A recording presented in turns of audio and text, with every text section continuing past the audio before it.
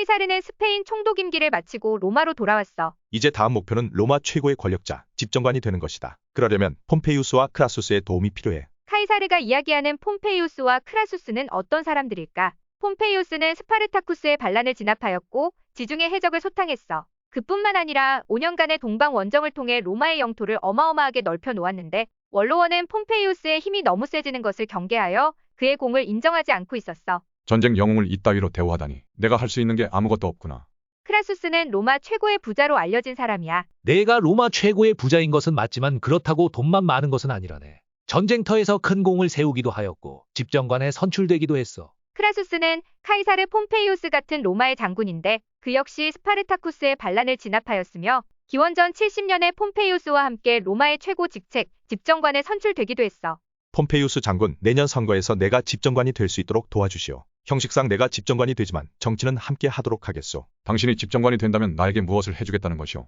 첫째, 원로원 귀족놈들의 농지를 빼앗아 장군의 부하들에게 나누어 주겠소. 둘째, 어쩌고 저쩌고. 셋째, 이러쿵저러쿵. 좋소. 나 역시 원로원 놈들 때문에 아무것도 못하고 매우 화가 난 상태요. 우리 함께 잘해봅시다. 크라수스 장군, 나를 좀 도와주시오. 내가 성공해야 당신에게 빌린 돈을 갚지 않겠소. 고대 로마 이야기 5부에서 카이사르가 엄청난 빚을 지고 있었다고 언급했었는데 바로 크라수스가 카이사르에게 엄청난 돈을 빌려준 사람이야. 나의 빚을 갚고 내가 하려는 일들에 대해서도 적극 지원해 주시오. 이처럼 카이사르 폼페이우스 크라수스 세 사람이 원로원 귀족들의 세력을 누르고 자신들이 원하는 정책을 실현하기 위해서 비공식적인 동맹을 맺었는데 이러한 정치 형태를 삼두정치라고 해. 카이사르는 폼페이우스와 크라수스의 지지 속에 압도적인 표 차이로 집정관에 선출됐어. 드디어 내가 집정관이 되었다. 그렇지만 나에게는 더 큰 꿈이 있다. 카이사르는 폼페이우스와 약속한 대로 귀족들의 농지를 일부 빼앗아 평민들에게 나누어 주었어. 농지를 나누어 주었다고 하니까 예전에 그라쿠스 형제가 실패했던 개혁이 생각나는데 교과서에서 짧게 지나쳤던 그라쿠스 형제의 개혁에 대한 이야기는 고대 로마 이야기 2부를 통해 만나볼 수 있어. 이번에도 제 땅을 빼앗겼습니다. 도대체 제 땅을 왜 평민들에게 나눠줘야 하는 것입니까? 저도 마찬가지입니다. 이놈들 3명이 삼두정치를 하니 우리 원로원 귀족들이 대항하기가 너무나 어렵습니다. 맞습니다. 그러니 이들을 갈라놓아야 합니다. 집정관의 임기는 1년인데 1년 동안 일방적으로 당한 원로원 귀족들은 다시 집정관을 뽑을 때가 되자 삼두정치로 힘을 합친 이들을 떨어뜨려 놓으려고 계획을 세웠어. 그런데 카이사르 또한 로마에 계속 남아있을 생각이 없었어. 왜냐하면 카이사르는 전쟁터에 나가 폼페이우스를 뛰어넘는 전공을 세우고 싶었기 때문이야. 원로원 여러분, 갈리아 지방을 정복하고자 합니다. 저를 갈리아 지방으로 보내주십시오. 갈리아 지방은 프랑스, 벨기에, 스위스 서부, 그리고 라인강 서쪽에 독일을 포함하고 있어. 정말 갈리아 지방으로 가시고 싶습니까? 갈리아 지방을 정복할 수 있다면 로마는 훨씬 강대한 국가가 될 것입니다. 그렇다면 장군만 믿겠습니다. 원로원은 카이사르의 갈리아 지방 정복 계획을 승인해 주었어. 하지만 이들의 속마음은 어땠을까?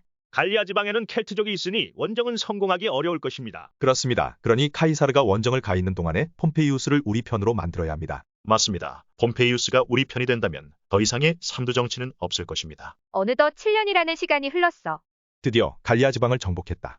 카이사르의 갈리아 지방 정복 소식이 로마에 전해지자 카이사르의 인기는 하늘을 찌를 듯했어. 하지만 원로원 귀족들은 카이사르의 갈리아 지방 정복 소식에 매우 불안해했지. 카이사르가 갈리아 지방을 정복해 버릴 줄은 상상도 못했습니다. 그렇습니다. 카이사르가 로마로 돌아오면 삼두정치가 아니어도 혼자서 뭐든지 할 수 있을 것입니다. 이제는 카이사르에 대한 여론을 조작하는 방법뿐입니다. 카이사르가 황제가 된다고 합니다. 이제 그 누가 카이사르를 막을 수 있겠습니까? 로마 원로원 귀족들은 카이사르가 로마로 돌아오면 황제가 되고 싶어 할 것이라고 의심했어. 당시에 카이사르 스스로 진짜 황제가 되고 싶어 했는지 아닌지는 모르겠지만 그만큼 원로원 귀족들은 카이사르를 두려워했다고 볼 수 있어. 그래서 로마 귀족들은 폼페이우스 장군을 찾아갔어. 장군께서 카이사르와 뜻을 함께 하신다는 것은 잘 알고 있습니다. 허나 카이사르는 예전의 카이사르가 아닙니다. 맞습니다. 카이사르의 힘이 너무나 세졌습니다. 이제는 우리가 힘을 합쳐야만 합니다. 폼페이우스 장군께서 나서지 않는다면 누가 로마 공화정을 지켜낼 수 있겠습니까? 좋소. 우리 힘을 합쳐 로마 공화정을 지켜냅시다.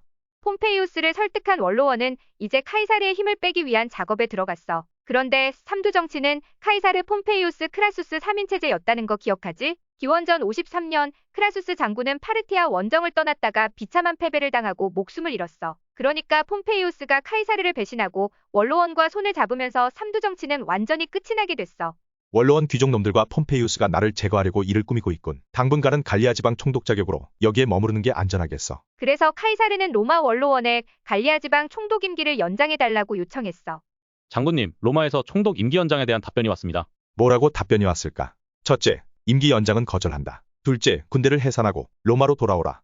고대 로마 이야기 사부를 보면 술라 장군이 군사들을 데리고 로마로 진격해. 그런데 그것 자체가 로마에서는 반란을 의미했어. 왜냐하면 당시에 로마 안으로 들어올 때는 그 누구도 무장한 병사들을 데리고 들어올 수 없었기 때문이야.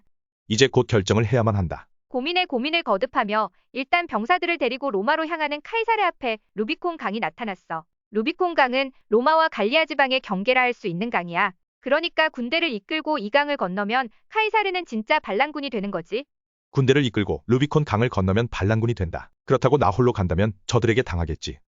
주사위는 던져졌다. 루비콘 강을 건넌다. 주사위는 던져졌다. 루비콘 강을 건너다. 라는 것은 이제 되돌릴 수 없으니 그대로 밀고 나갈 수밖에 없다라는 의미야. 카이사르는 엄청난 속도로 주요 도시들을 공략하며 로마로 진격했어. 그런데 당연하게도 폼페이우스와 원로원 귀족들에게는 카이사르의 반란에 맞설 군대가 로마 안에는 없었어.